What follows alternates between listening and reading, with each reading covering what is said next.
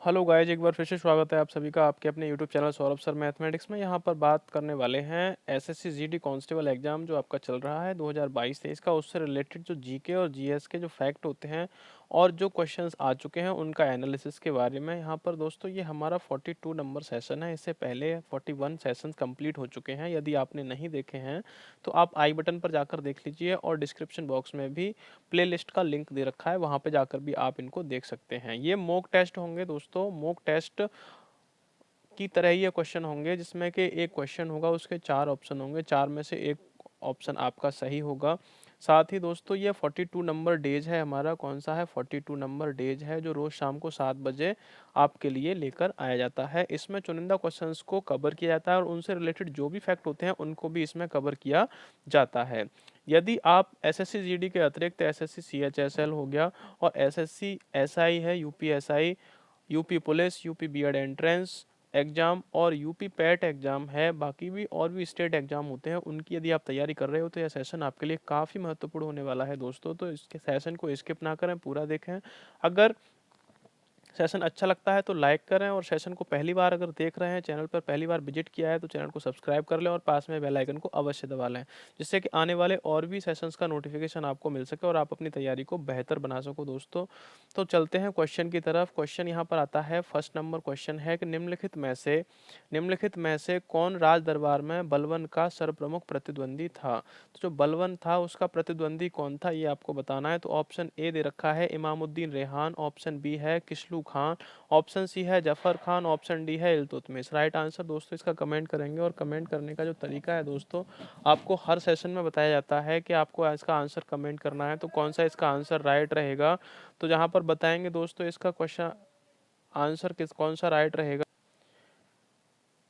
तो दोस्तों किस तरह से करते हैं, तो क्वेश्चन नंबर आपका ये फर्स्ट है तो फर्स्ट लिखेंगे और इसका ए सही है तो ए, बी सही है तो बी और सी सही है तो सी और डी सही है तो डी। इस तरह से आपको इसका आंसर कमेंट करना होता है तो कौन सा इसका करेक्ट आंसर हो जाएगा फटाफट से दोस्तों बताएंगे।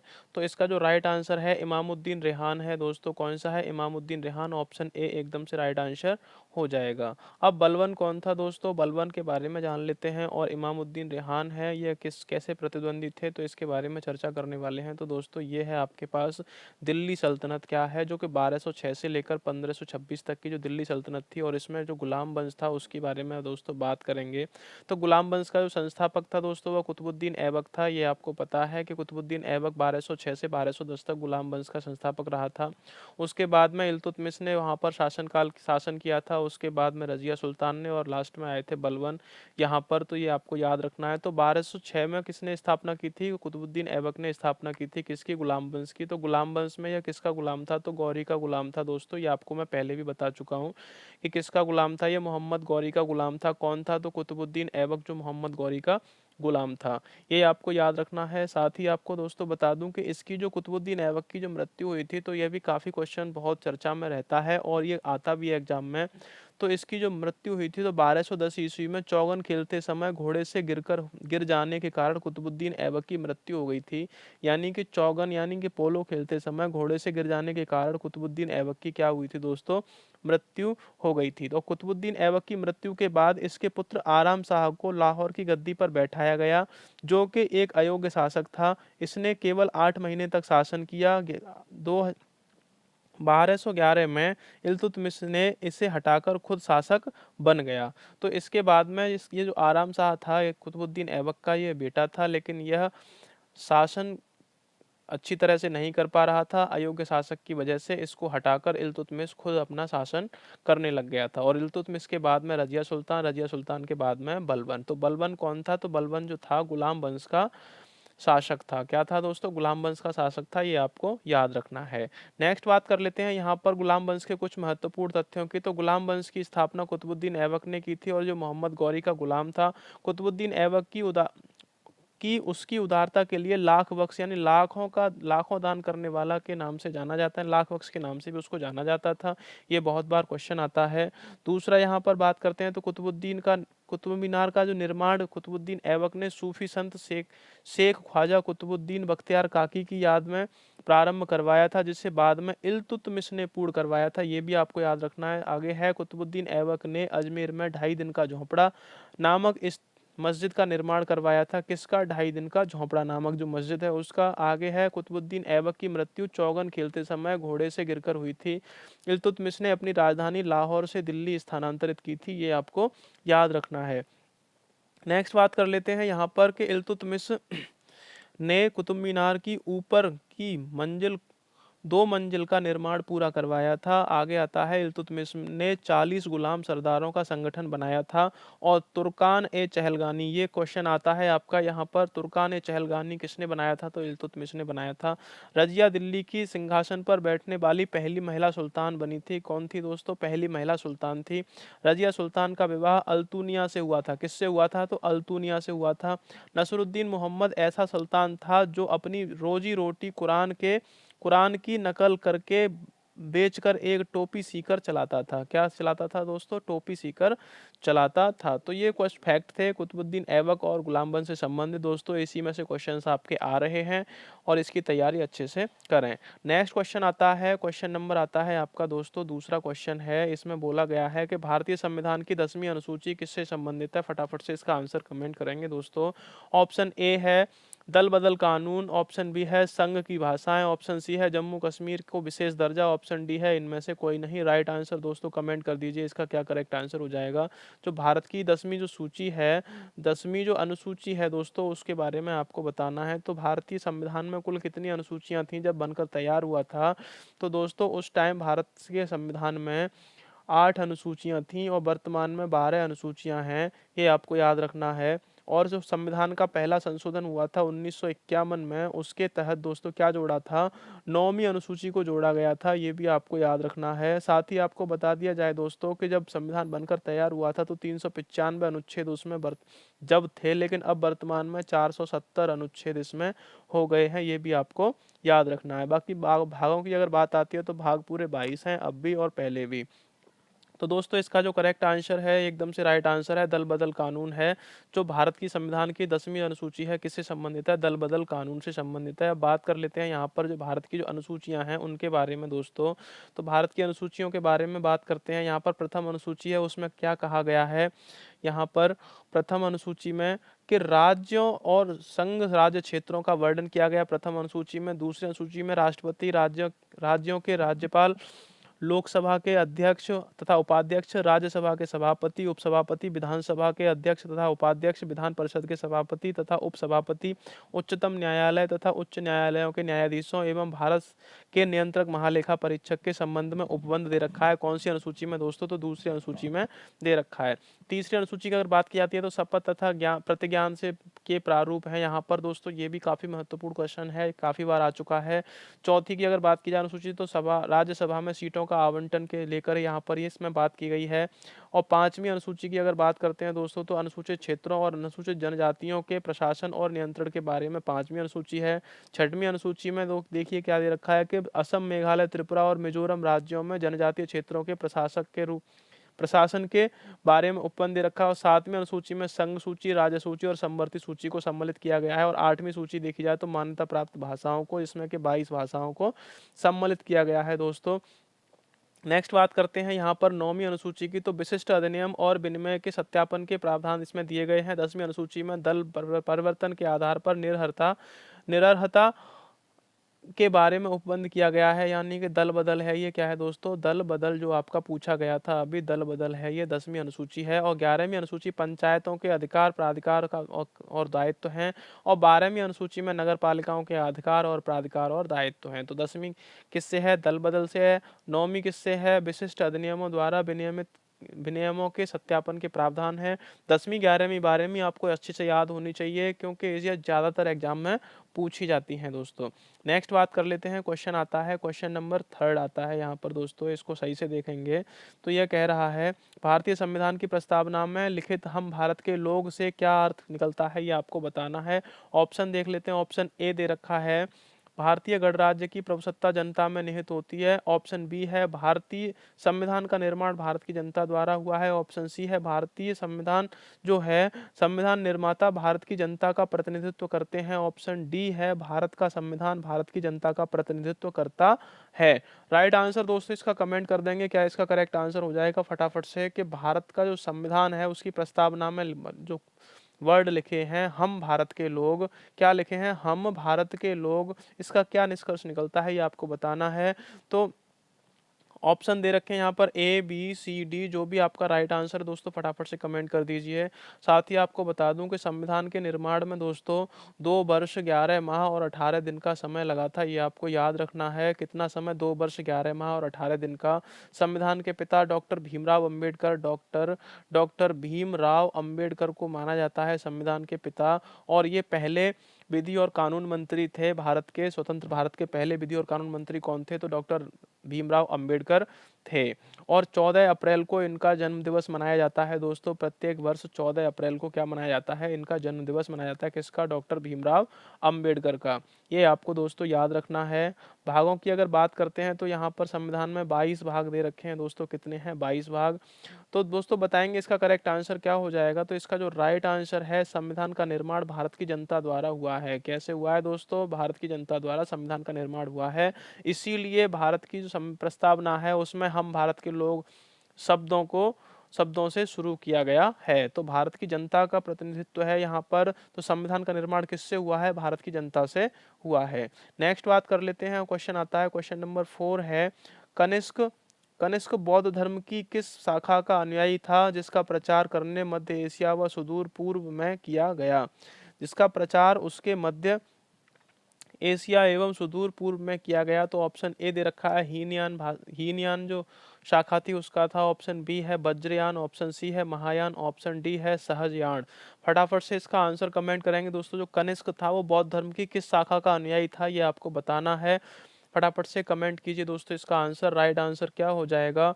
इसका जो राइट आंसर हो जाएगा दोस्तों, ऑप्शन ए होगा या बी होगा या सी होगा या डी होगा। जल्दी से कमेंट करेंगे इसका आंसर। तो इसका जो राइट आंसर है दोस्तों वह महायान है।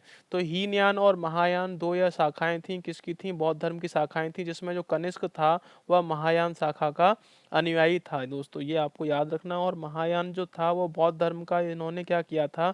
मध्य एशिया व सुदूर पूर्व में इसका प्रचार प्रसार करवाया था दोस्तों। किसने? कनिष्क ने करवाया था। यहाँ बात कर लेते हैं। अब देखिए दोस्तों, बौद्ध धर्म से कुछ महत्वपूर्ण तथ्य हैं। तो बौद्ध धर्म के संस्थापक किसे माना जाता है दोस्तों? बताएंगे फटाफट से। तो गौतम बुद्ध को। गौतम बुद्ध का जन्म कब हुआ था? तो 563 ईसा पूर्व में हुआ था। गौतम बुद्ध का जन्म स्थान कपिल वस्तु व लुम्बिनी नामक स्थान पर हुआ था। यह आपको याद रखना है। गौतम बुद्ध के पिता का नाम शुद्धोदन था। गौतम बुद्ध के बेटे का नाम राहुल था। गौतम बुद्ध की माता का नाम महामाया था। गौतम बुद्ध बुद्ध की सौतेली माता का नाम क्या था? तो प्रजापति गौतमी था। ये महामाया जो थी, इनकी जो माँ थी वह पहले ही खत्म हो गई थी। तो इनका जो लालन पालन किया था तो प्रजापति गौतमी ने इनका लालन पालन किया था दोस्तों। यहाँ बात करते हैं गौतम बुद्ध के बचपन का नाम। तो इनको सिद्धार्थ के नाम से जाना जाता था। बुद्ध के प्रथम गुरु कौन थे? तो गुरु अलार कलाम इनके प्रथम गुरु थे। बहुत बार क्वेश्चन आ चुका है। बुद्ध ने अपने प्रथम उपदेश दिया तो कहाँ दिया था? तो सारनाथ में दिया था। और सारनाथ दोस्तों कहाँ पर है? उत्तर प्रदेश में है सारनाथ दोस्तों। ये आपको याद रखना है। बनारस जिले के पास में सारनाथ है। नेक्स्ट बात कर लेते हैं दोस्तों अब संगीतियों की। ये संगीतियों से लेकर काफ़ी क्वेश्चंस आते हैं एग्जाम में। तो संगीति जो थी, बौद्ध संगीति थी, उनके बारे में बात करते हैं। तो प्रथम बौद्ध संगीति का आयोजन कब हुआ था? तो समय यहाँ पर है 483 ईसा पूर्व में हुआ था। कहाँ पर हुआ था दोस्तों? राजगृह में हुआ था। और किसके शासनकाल में? तो अजातशत्रु के शासनकाल में। और इसकी अध्यक्षता किसने की थी? तो महाकश्यप ने की थी। द्वितीय बौद्ध संगीति की अगर बात करते हैं तो 383 ईसा पूर्व हुई थी वैशाली में। और कालाशोक इसके शासनकाल में हुई थी। द्वितीय बौद्ध संगीति ये काफी बार पूछा जाता है। तो कालाशोक जो था शासक, उसके शासनकाल में हुई थी। और इसका जो दोस्तों इसकी अध्यक्षता की थी वह सबा कामी ने की थी इसकी अध्यक्षता। तृतीय बौद्ध संगीति की अगर बात करते हैं तो 255 ईसा पूर्व में हुई थी। पाटलिपुत्र जो वर्तमान में पटना के नाम से जाना जाता है। और सम्राट अशोक के शासनकाल में हुई थी। और इसकी जो अध्यक्षता की थी मोगलिपुत्र तिस्स ने की थी। किसने की थी? मोगलिपुत्र तिस्स ने की थी। और चौथी जो बौद्ध संगीति हुई थी वह ईसा की प्रथम शताब्दी थी दोस्तों। क्या थी? ईसा की प्रथम शताब्दी। और कुंडल वन में हुई थी। कहाँ पर हुई थी? कुंडल वन में। और कनिष्क के शासनकाल में हुई थी। और इसकी जो अध्यक्षता की थी वह वसुमित्र और अश्वघोष ने की थी दोस्तों। किसने? वसुमित्र और अश्वघोष ने की थी। तो इन बौद्ध संगीतियों को भी आप याद रखें, क्योंकि एक क्वेश्चन यहाँ से बौद्ध धर्म से अगर आता है तो बौद्ध संगीति से भी आता है। बात करते हैं दोस्तों नेक्स्ट क्वेश्चन की। क्वेश्चन नंबर आता है 5। हिंदी विधि की एक प्रसिद्ध पुस्तक दाय भाग के रचयिता थे। तो दाय भाग के रचयिता कौन थे? तो ऑप्शन ए दे रखा है विज्ञानेश्वर, ऑप्शन बी है मनु, ऑप्शन सी है जीमुत वाहन, ऑप्शन डी है इनमें से कोई नहीं। तो इसका करेक्ट आंसर दोस्तों बताएंगे क्या इसका राइट आंसर हो जाएगा। जो हिंदी विधि के एक प्रसिद्ध पुस्तक है दाय भाग के रचयिता थे, कौन थे इसके रचयिता? फटाफट से आंसर कमेंट कीजिए दोस्तों, क्या इसका करेक्ट आंसर हो जाएगा? A B C D option दे रखे हैं विज्ञानेश्वर, मनु और जीमूत वाहन। राइट आंसर कमेंट कीजिए दोस्तों जल्दी से, क्या इसका राइट आंसर है? तो दोस्तों इसका जो राइट आंसर है जीमुत वाहन है। जीमुत वाहन कौन है? दाय भाग के रचयिता हैं दोस्तों, ये आपको याद रखना है। जो प्रसिद्ध पुस्तक थी हिंदू विधि की दाय भाग, उसके रचयिता कौन है? तो दोस्तों जीमुत वाहन है, ऑप्शन सी एकदम से राइट आंसर दोस्तों आपका हो जाएगा। अब यहाँ पर बात करते हैं कुछ ग्रंथों की और उनके लेखकों की, जो कि आपकी एग्जाम की दृष्टि से काफी महत्वपूर्ण रहते हैं दोस्तों। यहाँ रामायण की अगर बात की जाती है तो किसने लिखी थी? तो वाल्मीकि जी ने लिखी थी। महाभारत की अगर बात करें तो वेद व्यास ने लिखी थी। महाभारत को किसने लिखा? तो वेद व्यास ने लिखा था। और जय संहिता किसको कहा जाता है? तो महाभारत को ही कहा जाता है दोस्तों, ये भी आपको याद रखना है। सबसे सबसे बड़ा जो ग्रंथ है दोस्तों वह महाभारत है, ये आपको याद रखना। अष्टाध्यायी के रचयिता दोस्तों पाणिनि है, महर्षि पाणिनि अष्टाध्यायी के। और यहाँ पर दे रखा है दोस्तों सत सह सर का सूत्र और रस रत्न कर, ये जो लिखा है दोस्तों नागार्जुन ने लिखा है। अर्थशास्त्र किसने है? तो कौटिल्य यानी चाणक्य ने लिखा है। इंडिका है किसकी है? मेगस्थनीज की पुस्तक है। और यहाँ पंचतंत्र है तो विष्णु शर्मा की है। महाभाष्य किसने लिखा है? तो पतंजलि ने लिखा है महाभाष्य दोस्तों। आगे देखते हैं दोस्तों, यहाँ पर कुछ ही लिए गए हैं जो बहुत ही महत्वपूर्ण होते हैं, उन्हीं का यहाँ पर वर्णन है दोस्तों। तो यहाँ पर नाट्य शास्त्र किसने लिखा? तो भरत ने लिखा है। कामसूत्र नारद स्मृति किसने है? वात्स्यायन। वात्स्यायन कौन है दोस्तों? इनका कभी कभी पूरा नाम पूछ लिया जाता है एग्जाम में।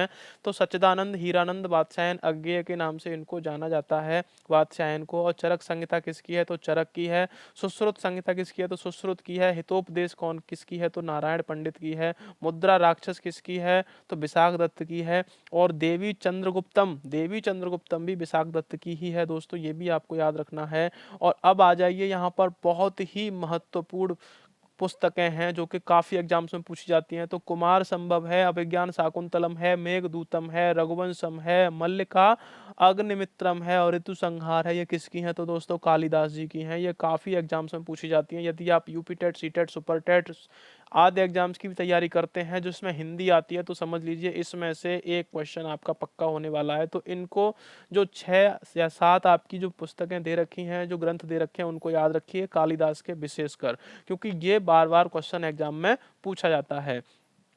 बात करते हैं नेक्स्ट क्वेश्चन की। क्वेश्चन आता है 6 नंबर क्वेश्चन है दोस्तों।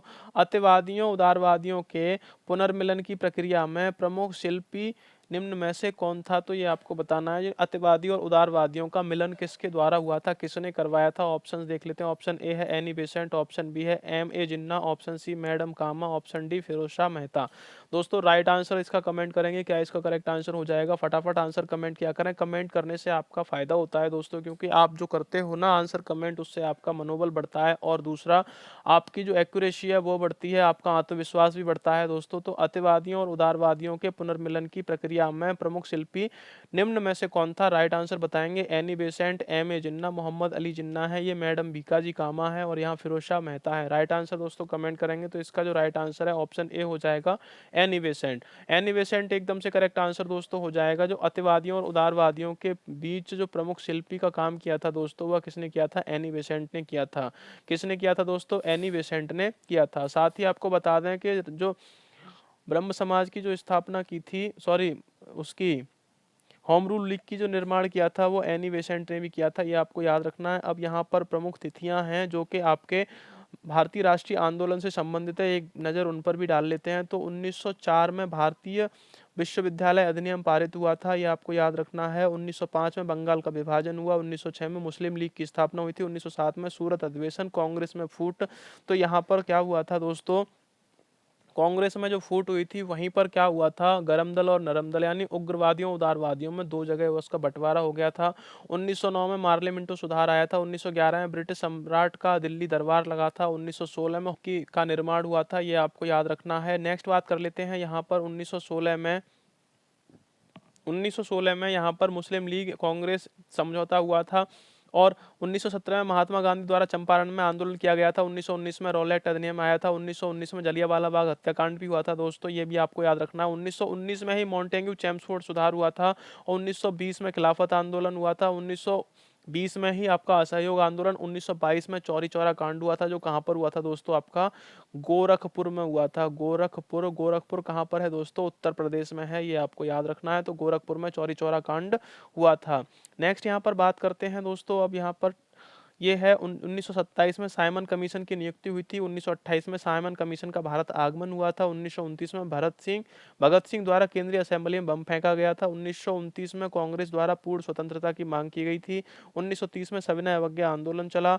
1930 में प्रथम गोलमेज सम्मेलन हुआ और 1931 में प्रथम गोलमेज सम्मेलन हुआ। 1932 में भी सॉरी 30 में प्रथम और 31 में द्वितीय और 32 में तृतीय गोलमेज सम्मेलन हुआ था। और तीनों गोलमेज सम्मेलनों में भाग किसने लिया था, तो संविधान के पिता जो कहे जाते हैं डॉक्टर भीमराव अंबेडकर ने तीनों गोलमेज सम्मेलनों में भाग लिया था दोस्तों, ये भी आपको याद रखना। और आप हमें कमेंट करके दोस्तों जरूर बताएं कि महात्मा गांधी जी ने किन किन सम्मेलनों में भाग लिया था, कमेंट जरूर करें दोस्तों। तो बात करते हैं यहाँ पर, क्वेश्चन नंबर आता है नेक्स्ट, क्वेश्चन नंबर है 7 नंबर क्वेश्चन है, निम्नलिखित राज्य युग्मों में से किसे राज्यसभा में समान प्रतिनिधित्व प्राप्त है। तो किस किस को समान प्रतिनिधित्व प्राप्त है दोस्तों, ये आपको बताना है। तो कौन कौन से राज्य हैं जिनके युग्मों में राज्यसभा में समान प्रतिनिधित्व प्राप्त है। ऑप्शन ए दे रखा है यहाँ पर, ऑप्शन ए है। तो दोस्तों यहाँ पर निम्नलिखित राज्यों युग्मों में से किसी राज्यसभा में समान प्रतिनिधित्व प्राप्त है, ये आपसे क्वेश्चन किया गया था। और यहाँ पर ऑप्शन दे रखे हैं आंध्र प्रदेश और महाराष्ट्र, दूसरा ऑप्शन है मध्य प्रदेश और गुजरात, तीसरा है गुजरात और राजस्थान, चौथा है महाराष्ट्र तथा तमिलनाडु। तो कौन से राज्यों का युग्म है जिसमें कि आपका राज्यसभा में समान प्रतिनिधित्व है दोस्तों, ये आपको बताना है। फटाफट से इसका आंसर कमेंट कर देंगे दोस्तों, क्या इसका राइट आंसर हो जाएगा। तो ऑप्शन ए है आंध्र प्रदेश महाराष्ट्र, ऑप्शन बी है मध्य प्रदेश गुजरात, ऑप्शन सी है गुजरात राजस्थान, ऑप्शन डी है महाराष्ट्र और तमिलनाडु। अब यहाँ पर देखते हैं कि कौन से राज्य का प्रतिनिधित्व कितना है और किसमें राज्यसभा में। तो राज्यसभा की यहाँ पर बात की है, तो दोस्तों राज्यसभा के आपको सभापति का पता होना चाहिए कौन है, तो जगदीप धनखड़ हैं दोस्तों। कौन है, जगदीप धनखड़ हैं, ये आपको याद रखना है। और ये 14 में उपराष्ट्रपति हैं दोस्तों, ये भी आपको याद रखना है। कितने नंबर के हैं, तो 14 में उपराष्ट्रपति हैं। 2022 में इन्होंने पदभार ग्रहण किया है दोस्तों। इनका जो कार्यकाल होता है वो 5 वर्ष का कार्यकाल होता है, किसका, उपराष्ट्रपति का, ये आपको याद रखना है। तो यहाँ पर निम्नलिखित युग्मों में से आपकी बात की जाती है। साथ ही दोस्तों यहाँ पर आप बात कर लेते हैं किसकी, कि आंध्र प्रदेश की। तो आंध्र प्रदेश में कितनी सीटें हैं, तो आंध्र प्रदेश में कुल 11 सीटें राज्यसभा की हैं। और महाराष्ट्र की अगर बात करें तो महाराष्ट्र में 19 हैं। गुजरात की अगर बात करें तो गुजरात में 11 हैं। मध्य प्रदेश में भी 11 आपकी निकलती हैं क्या, राज्यसभा की सीटें। और राजस्थान की अगर बात करते हैं तो राजस्थान में 10 सीटें हैं, और लेकिन गुजरात में कितनी हैं दोस्तों, 11 हैं। तमिलनाडु की अगर बात करें, तमिलनाडु में 18 सीटें निकलती हैं किसकी, राज्यसभा की। और महाराष्ट्र की अगर बात करें तो महाराष्ट्र की 19 सीटें निकलती हैं। तो दोस्तों इस तरह से यहाँ पर आपकी जो सीटें हैं दोनों राज्यों की बराबर प्रतिनिधित्व करता है, यानी समान प्रतिनिधित्व करता है। तो वह कौन सा राज्य है दोस्तों, मध्य प्रदेश और गुजरात राज्य हैं। कौन से हैं, मध्य प्रदेश और गुजरात राज्य हैं। ऑप्शन बी एकदम से आपका राइट आंसर दोस्तों हो जाएगा। या आपके महाराष्ट्र की बात करें तो 19 हैं, और राजस्थान में 10 सीटें हैं, तमिलनाडु में 18 सीटें हैं, और आंध्र प्रदेश में 11 सीटें हैं दोस्तों। तो ये आपको याद रखना है, राज्यसभा में प्रतिनिधित्व समान है इनका, किनका, कि मध्य प्रदेश, गुजरात और आंध्र प्रदेश का। मध्य प्रदेश का, गुजरात का और आंध्र प्रदेश तीनों का समान प्रतिनिधित्व है। बात करते हैं नेक्स्ट क्वेश्चन की। अब देखो यहाँ पर बात करते हैं लोकसभा की। तो लोकसभा की अगर बात करें तो लोकसभा का जो अध्यक्ष का चुनाव कौन करता है, तो लोकसभा सदस्य करता है। लोकसभा अस्थायी अध्यक्ष कौन नियुक्त करता है, तो राष्ट्रपति नियुक्त करता है। लोकसभा का अस्थायी अध्यक्ष कौन नियुक्त करता है, तो राष्ट्रपति। लोकसभा अध्यक्ष अपना त्यागपत्र किसको देता है, तो लोकसभा उपाध्यक्ष को देता है, ये भी आपको याद रखना है। लोकसभा सचिवालय किससे नियंत्रित करता है, तो लोकसभा अध्यक्ष नियंत्रित करता है लोकसभा सचिवालय को। भारत के प्रथम लोकसभा अध्यक्ष कौन थे, तो जीवी महावलंकर थे। राइट आंसर आपका हो जाएगा।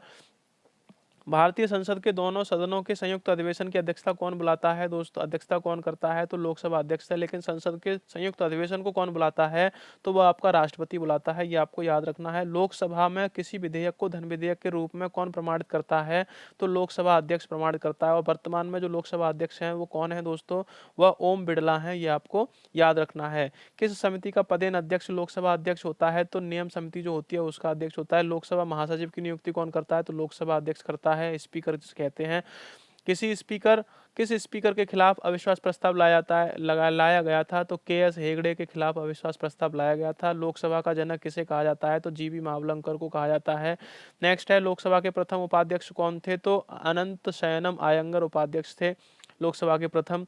किस लोकसभा अध्यक्ष का कार्यकाल सबसे लंबा रहा? तो बलराम जाखड़ का सबसे लंबा रहा था। लोकसभा के अध्यक्ष तथा उपाध्यक्ष की उपस्थिति में लोकसभा की अध्यक्षता कौन करता है? यानी दोनों लोकसभा का अध्यक्ष और उपाध्यक्ष दोनों अनुपस्थित हैं तो इनकी अध्यक्षता कौन करेगा? तो लोकसभा का वरिष्ठतम सदस्य करेगा दोस्तों। कौन करेगा? लोकसभा का वरिष्ठतम सदस्य। अब आगे बात करते हैं, राष्ट्रमंडल अध्यक्षों के सम्मेलन का पदेन महासचिव कौन होता है? तो लोकसभा महासचिव होता है दोस्तों। नेक्स्ट बात करते हैं, भारत के लोकसभा अध्यक्ष किस देश के हाउस ऑफ कॉमन्स के अध्यक्ष की तरह होते हैं? तो इंग्लैंड के हाउस ऑफ कॉमन, यानी कि लोकसभा के यानी संसद के जो सदस्य होते हैं हाउस ऑफ कॉमन्स, वहां पर किसमें? इंग्लैंड में उसके समान दोस्तों होता है। ये आपको याद रखना है दोस्तों। भारत की प्रथम महिला लोकसभा अध्यक्ष कौन थी? तो मीरा कुमार जो थी भारत की प्रथम महिला लोकसभा अध्यक्ष थी। तो ये फैक्ट थे दोस्तों लोकसभा से रिलेटेड। नेक्स्ट बात कर लेते हैं, यहाँ पर धार्मिक स्वतंत्रता का जो अधिकार है संविधान के किस अनुच्छेद में वर्णित है? आपको बताना है धार्मिक स्वतंत्रता का जो अधिकार है संविधान के किस अनुच्छेद में वर्णित है। राइट आंसर आपको बताना है। ऑप्शन ए है अनुच्छेद 14 से 18, ऑप्शन बी है 19 से 22, ऑप्शन सी है 23-24, ऑप्शन डी है अनुच्छेद 25 से 28। तो राइट आंसर दोस्तों इसका कमेंट कर देंगे। क्या इसका करेक्ट आंसर हो जाएगा? जल्दी से फटाफट आंसर कमेंट किया करें दोस्तों। आंसर कमेंट करते हैं तो अच्छा लगता है। साथ ही दोस्तों आंसर कमेंट जब आप करते हैं तो आपका भी मनोबल बढ़ता है और आपकी तैयारी भी अच्छी होती रहती है दोस्तों। तो आंसर जरूर कमेंट किया करें। करेक्ट आंसर इसका बताएंगे option A B C D में से कौन सा इसका राइट आंसर दोस्तों हो जाएगा? फटाफट से इसका आंसर कमेंट कीजिए। अनुच्छेद 14 से 18 है आपका, अनुच्छेद 14 से 18 है, अनुच्छेद 19-22 है, अनुच्छेद 23-24 है और अनुच्छेद 25-28 है। राइट आंसर दोस्तों कमेंट कर दीजिए इसका क्या आंसर है। तो इसका जो करेक्ट आंसर है दोस्तों ऑप्शन डी हो जाएगा, अनुच्छेद 25 से 28। कौन सा हो जाएगा दोस्तों? अनुच्छेद 25 से 28। जो धार्मिक स्वतंत्रता का अधिकार है वो किस अनुच्छेद में है? अनुच्छेद 25 से 28 में है। अब 14 से 18 की यहाँ पर अगर बात करें तो यह समानता का अधिकार होता है दोस्तों, समानता का अधिकार है। और यहाँ पर 19 से 22 की अगर बात करते हैं तो यह स्वतंत्रता का अधिकार है दोस्तों, स्वतंत्रता का अधिकार है। 23-24 की बात करें तो यह शोषण के विरुद्ध अधिकार है दोस्तों, शोषण के विरुद्ध अधिकार। और ये धार्मिक स्वतंत्रता का अधिकार आपका ऑप्शन डी, एकदम से ऑप्शन डी राइट आंसर हो जाएगा। बात कर लेते हैं, देखो ये है मौलिक अधिकार, जिसने कहाँ से लिया गया है? तो यूएस के संविधान से दोस्तों लिया गया है। यूएसए संयुक्त राज्य अमेरिका के संविधान से इनको अपने संविधान में दोस्तों शामिल किया गया है। ये समान, अब ये कौन कौन से अधिकार हैं दोस्तों इन बात कर लेते हैं। तो मौलिक अधिकारों को कौन कौन से हैं? तो समानता का अधिकार, स्वतंत्रता का अधिकार, शोषण के विरुद्ध अधिकार, धार्मिक स्वतंत्रता का अधिकार, संस्कृति और शिक्षा का अधिकार, संवैधानिक उपचारों का अधिकार। दोस्तों इसमें एक अधिकार और था, संपत्ति का अधिकार, जो कि आपका 44वें संविधान संशोधन 1978 के संविधान संशोधन के तहत उसको यहाँ मौलिक अधिकारों से हटाकर विधिक अधिकार बना दिया गया है। ये भी आपको याद रखना है दोस्तों। नेक्स्ट बात करते हैं, अब ये देखो हमारा देश क्या है? हमारा देश पंथ निरपेक्ष है दोस्तों। क्या है? हमारा देश एक पंथ निरपेक्ष राज्य है। 42वें संविधान संशोधन द्वारा प्रस्तावना में पंथ निरपेक्ष शब्द जोड़कर इसे और अधिक महत्व दिया गया दोस्तों। और संविधान में धार्मिक स्वतंत्रता संबंधी प्रावधान जो दिए गए हैं वह अनुच्छेद 25 से 28 रखे गए हैं। भारत में कोई राजधर्म नहीं, कोई राजधर्म नहीं होगा। राज्य की दृष्टि से सभी धर्म समान हैं और किसी धर्म विशेष की विशेष सहायता नहीं की जाएगी। सभी धर्मों के प्रति समानता, तटस्थता और निष्पक्षता का भाव रखा जाएगा। ये आपको याद रखना है दोस्तों। तो भारत क्या है? तो धर्मनिरपेक्ष राष्ट्र है, ये भी आपको याद रखना है। नेक्स्ट बात कर लेते हैं, क्वेश्चन नंबर आता है दोस्तों 9। क्वेश्चन है, भारत का बादशाह उस समय कौन था जब ब्रिटेन की ईस्ट इंडिया कंपनी की स्थापना हुई थी? आपको बताना है दोस्तों। ऑप्शन ए दे रखा है Aurangzeb, option B Jahangir, option C Akbar, option D Humayun. यानी कि जिस समय ब्रिटेन की जो ईस्ट इंडिया कंपनी की स्थापना हुई थी भारत में, उस समय भारत का जो बादशाह था वह कौन था? आपको फटाफट से आंसर कमेंट करना है दोस्तों। औरंगजेब था या जहांगीर था या अकबर था या हुमायूं था? राइट आंसर दोस्तों कमेंट करेंगे तो इसका जो करेक्ट आंसर है अकबर था दोस्तों। कौन था? अकबर था। किस समय था दोस्तों? जब भारत में ब्रिटेन की जो ईस्ट इंडिया कंपनी थी उसकी जो स्थापना हुई थी। और कब स्थापना हुई थी? तो 1600 ईस्वी में इसकी स्थापना हुई थी दोस्तों। ये आपको याद रखना है। अब यहाँ पर बात करते हैं दोस्तों, अकबर क्या था? वह मुगल सम्राट था। तो मुगल सम्राट के बारे में बात कर लेते हैं। यहाँ पर ये है मुगल सम्राट, मुगल डायनेस्टी डेस्टिनी है दोस्तों। यहाँ पर मुगल साम्राज्य है। मुगल साम्राज्य की अगर बात करें तो बाबर इसका संस्थापक माना जाता है दोस्तों। 1526 में बाबर ने इसकी स्थापना की थी, जिसका कार्यकाल था 1526 से 1530 का। हुमायूं की अगर बात करें तो 1530 से 1540 और 1556 ये आपका दे रखा है दोस्तों हुमायूं का। और अकबर का जो था दोस्तों ये काफी महत्वपूर्ण रहता है, 1556 से 1605। ये लॉन्गर रूलर था, लॉन्गेस्ट रूलर था दोस्तों। इसने सबसे ज्यादा अधिक समय तक शासन किया था। और एक था आपका दोस्तों औरंगजेब, वो 1658 से 1707 तक। ये दोनों क्या थे दोस्तों, इन्होंने सबसे अधिक समय तक शासन किया था। जहांगीर ने 1605 से 1627 तक और शाहजहां ने 1627 से 1657 तक शासन किया था। तो मुगल साम्राज्य के ये कौन थे दोस्तों, शासक थे। और यहाँ पर 1600 किस में आता है दोस्तों, तो अकबर के शासनकाल में आता है। तो फटाफट से आपको ठोक देना है, दिमाग में भी छाप लेना है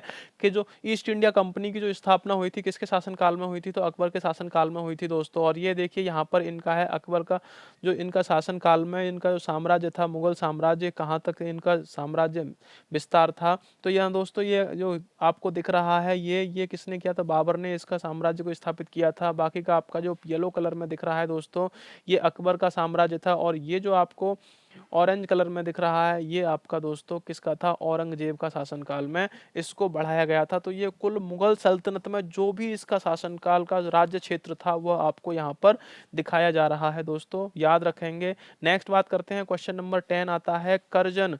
किसने कहा कि भारत किसने कहा कि भारत वर्ष तलवार के बल पर जीता गया है और तलवार के बल पर ही इसे ब्रितानी कब्जे में रखा जाएगा। यानी ब्रिटेन जो था, जो ईस्ट इंडिया कंपनी की स्थापना होने के बाद में किसने कहा था कि भारत को तलवार के बल पर जीता गया है और इसको तलवार के बल पर ही ब्रिटेन वाले कब्जे में रखेंगे। तो ऑप्शन देख लेते हैं। ऑप्शन ए है Dufferin, option B Elgin, option C Lansdowne, option D Curzon. फटाफट से दोस्तों इसका आंसर कमेंट करेंगे, क्या इसका राइट आंसर दोस्तों हो जाएगा। जल्दी से बताएंगे इसका आंसर। तो दोस्तों इसका जो करेक्ट आंसर है दोस्तों एल्गिन है। एल्गिन ने यह कहा था कि भारत को तलवार के बल पर जीता गया है और तलवार के बल पर ही ब्रिटेनी उसको किस में रखेंगे, कब्जे में रखेंगे। नेक्स्ट बात करते हैं, क्वेश्चन नंबर अगला है, क्वेश्चन दे रखा है वर्ष 1932 में अखिल भारतीय हरिजन संघ के संस्थापक कौन थे। आपको बताना जो हरिजन संघ के संस्थापक थे वो कौन थे। ऑप्शन ए है Mahatma Gandhi, option B R Ambedkar, option C Jagjivan Ram, option D Vinoba Bhave. Correct answer दोस्तों इसमें बता देंगे आपका क्या करेक्ट आंसर हो जाएगा। जो भारतीय हरिजन संघ के संस्थापक थे कौन थे फटाफट से बताएं। Option A Mahatma Gandhi, Ambedkar, Bhimrao Ambedkar, Jagjivan Ram, Vinoba Bhave. तो इसका जो करेक्ट आंसर दोस्तों महात्मा गांधी हो जाएगा। राइट आंसर एकदम से करेक्ट आंसर हो जाएगा ऑप्शन ए। अब बात कर लेते हैं यहाँ पर दोस्तों महात्मा गांधी के बारे में। तो महात्मा गांधी जो थे, महात्मा गांधी का पूरा नाम मोहनदास करमचंद गांधी था, ये आपको याद रखना है। उनका जन्म 2 अक्टूबर 1869 में गुजरात के पोरबंदर में हुआ था। भारत के में महात्मा गांधी को बापू और राष्ट्रपिता के नाम से भी जाना जाता है। महात्मा गांधी के पिता का नाम करमचंद और माता का नाम पुतलीबाई था, ये भी दोस्तों आपको याद रखना है। उन्होंने राजकोट और भावनगर गुजरात में प्राथमिक शिक्षा प्राप्त की थी। 18 वर्ष की उम्र में 4 सितंबर 1888 को वे उच्च शिक्षा के लिए लंदन चले गए थे दोस्तों। कहाँ चले गए थे, लंदन कब गए थे, तो 18 वर्ष की उम्र में गए थे और 4 सितंबर 1888 में दोस्तों गए थे। और आगे बात करते हैं इनके बारे में। 1920 में इन्होंने कांग्रेस पार्टी का नेतृत्व संभाला था दोस्तों। 1930 में उन्होंने दांडी मार्च और 1942 में भारत छोड़ो आंदोलन का नेतृत्व किया था। 1917 में उन्होंने चंपारण बिहार में पहला सत्याग्रह अभियान शुरू किया था। 30 जनवरी 1948 में नाथूराम गौडसे के द्वारा उनकी हत्या कर दी गई थी दोस्तों। क्या कर दी गई थी, हत्या कर दी गई थी। कब, 30 जनवरी 1948 में। तो ये आपको दोस्तों याद रखना है। नेक्स्ट बात कर लेते हैं, क्वेश्चन नंबर आता है ब्रह्म समाज का प्रारंभिक नाम क्या था, आपको बताना है। तो बहा समाज का जो प्रारंभिक नाम था क्या नाम था। ऑप्शन ए दे रखा है ब्रह्म समाज, ऑप्शन बी है आत्मीय सभा, ऑप्शन सी है 1 और 2 दोनों, ऑप्शन डी है धर्म सभा। तो राइट आंसर दोस्तों कमेंट करेंगे, इसका क्या करेक्ट आंसर हो जाएगा दोस्तों। फटाफट से आंसर कमेंट कर दीजिए 14 नंबर क्वेश्चन का कि क्या राइट आंसर हो जाएगा। तो इसका जो करेक्ट आंसर आपको बताना है फटाफट से बता दीजिए। ब्रह्म समाज का प्रारंभिक नाम क्या था, बहा समाज का प्रारंभिक नाम क्या था। तो ब्रह्म समाज, आत्मीय सभा, 1 और 2 दोनों और धर्म समाज। साथ ही दोस्तों आपको बता दें कि शाम को 7 बजे यह महत्वपूर्ण सेशन आता है आपके लिए। जो भी इससे रिलेटेड क्वेश्चन होते हैं उनके रिलेटेड जो भी फैक्ट होते हैं दोस्तों उनको इस सेशन में कवर किया जाता है। ये सेशन आपका 30 से 40 मिनट का सेशन होता है दोस्तों। ये इतने टाइम में ये खत्म हो जाता है और इस सेशन को जरूर देखें दोस्तों। यदि अच्छा लगता है तो लाइक करें और चैनल पर पहली बार विजिट करें चैनल को सब्सक्राइब कर लें और पास में बेल आइकन को भी दबा लें, जिससे कि आने वाले और भी सेशन का नोटिफिकेशन आपको मिल सके और आप अपनी तैयारी को अच्छे से कर सको। तो यहाँ पर क्वेश्चन है, बाह्य समाज को किस नाम से जाना जाता था दोस्तों? तो इसका जो करेक्ट आंसर है दोस्तों, 1 और 2 दोनों। प्रारंभिक नाम क्या थे दोस्तों इसके? 1 और 2 दोनों थे। ये आपको राइट आंसर ऑप्शन सी हो जाएगा, याद रखना है दोस्तों फटाफट से। नेक्स्ट बात करते हैं दोस्तों क्वेश्चन की। अगला क्वेश्चन देख लेते हैं। यहाँ पर क्वेश्चन, सॉरी, इससे रिलेटेड जो फैक्ट हैं वो अभी आपको क्लियर करने हैं कि दिग्गज धार्मिक समाज सुधारक में से एक राजा राम मोहन रॉय का जन्म काल 1772 में 22 मई को हुआ था दोस्तों। सुधारों का राजा कहा जाता है किसको? राजा राम मोहन रॉय को। 1816 में पहली बार अंग्रेजी भाषा में हिंदुइज्म यानी हिंदुत्व शब्द का इस्तेमाल किया था। 1983 में इंग्लैंड में ब्रिस्टल की म्यूजियम एंड आर्ट गैलरी में राजा राममोहन रॉय पर प्रदर्शनी भी हुई। ब्रह्म समाज आंदोलन की शुरुआत की, जिसने सती प्रथा और बाल विवाह जैसी कुरीतियों के खिलाफ आवाज उठाई थी। किसने? ब्रह्म समाज आंदोलन ने। शिक्षा के क्षेत्र में एक बड़े काम किए और कलकत्ता का Hindu college, Anglo Hindu school और वेदांत कॉलेज खड़ा करने में अहम भूमिका थी। किसकी थी दोस्तों? तो राजा राम मोहन रॉय की थी। ये कौन है दोस्तों? राजा राम मोहन रॉय हैं। ये आपको दोस्तों याद रखना है। नेक्स्ट बात कर लेते हैं दोस्तों, 1830 में मुगल साम्राज्य का दूत बनकर ब्रिटेन भी गए थे और ताकि सती प्रथा पर रोक लगाने वाला कानून पलटा न जाए, ये इसलिए दोस्तों ऐसा इन्होंने किया था। नेक्स्ट बात कर लेते हैं। क्वेश्चन नंबर आता है 15। आर्य शब्द का शाब्दिक अर्थ क्या होता है? ऑप्शन ए दे रखा है वीर या योद्धा, ऑप्शन बी है श्रेष्ठ या कुलीन, ऑप्शन सी है यज्ञकर्ता या पुरोहित, ऑप्शन डी है विद्वान। जो आर्य होता है, आर्य शब्द का आपको शाब्दिक अर्थ बताना है दोस्तों, फटाफट कर दीजिए कमेंट आंसर आपका। तो वीर योद्धा है, श्रेष्ठ या कुलीन है, यज्ञकर्ता या पुरोहित है, या विद्वान है? करिए इसका आंसर कमेंट क्या हो जाएगा? तो इसका ऑप्शन बी एकदम से राइट आंसर हो जाएगा। आर्य शब्द जो होता है वो श्रेष्ठ या कुलीन से संबंधित होता है। श्रेष्ठ हो, कुलीन हो या आर्य हो, एक ही बात होती है। तो इसका जो शाब्दिक अर्थ है क्या है आर्य का? श्रेष्ठ या कुलीन, ऑप्शन बी एकदम से राइट आंसर हो जाएगा। नेक्स्ट बात करते हैं। यहाँ पर क्वेश्चन नंबर 16 आ चुका है कि भारतीयों को वर्ष 1947 में सार्वभौम सत्ता सौंपने की योजना निम्न में से किस नाम से जानी जाती है? तो किस नाम से जानी जाती है? तो 1947 में सार्वभौमिक सत्ता सौंपने की योजना जो थी वो किस नाम से जानी जाती है? ऑप्शन ए दे रखा है डूरंड योजना, ऑप्शन बी है मिंटो मार्ले योजना, ऑप्शन सी है माउंटबेटन योजना, ऑप्शन डी है बेवेल योजना। फटाफट से दोस्तों आंसर कमेंट करेंगे, क्या इसका आंसर राइट हो जाएगा?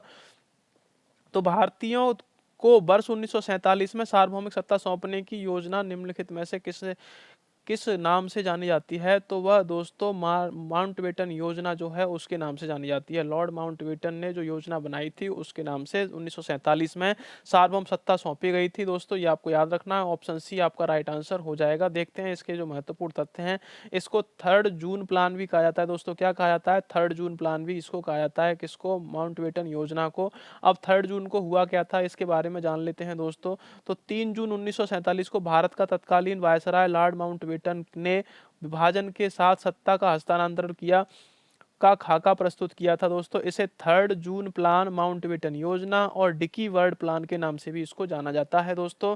किसके नाम से? 3rd जून प्लान, माउंटबेटन योजना और डिकी वर्ड के नाम से इसको जाना जाता है। इसके जो मुख्य बिंदु थे, सरकार बनने वाली को डोमिनियन अर्ध स्वायत्त राज्य व्यवस्था का दर्जा दिया जाएगा। राष्ट्रमंडल की अध्यक्षता का मुद्दा भारत के स्वविवेक पर छोड़ दिया जाएगा। दोस्तों ये इसके मुख्य बिंदु थे। तो इस तरह से यहाँ पर जो क्वेश्चन थे दोस्तों, हमारे 16 क्वेश्चंस थे जो आपके कवर किए गए दोस्तों यहाँ पर। बाकी की अगर बात करें दोस्तों, आगे यहाँ पर हमारा आएगा सेशन नंबर जो होगा 42, ये हमारा सेशन है। 43 सेशन आपको कल मिलेगा दोस्तों। तो देखना ना भूलें, सेशन को जरूर लाइक करें अगर सेशन अच्छा लगा है तो दोस्तों। और चैनल पर अगर पहली बार विजिट करें तो चैनल को सब्सक्राइब कर लें, पास में बेल आइकन को अवश्य दबा लें, जिससे कि आने वाले और भी सेशंस का नोटिफिकेशन आपको मिल सके और आप अपनी तैयारी को दोस्तों बेहतर बना सको।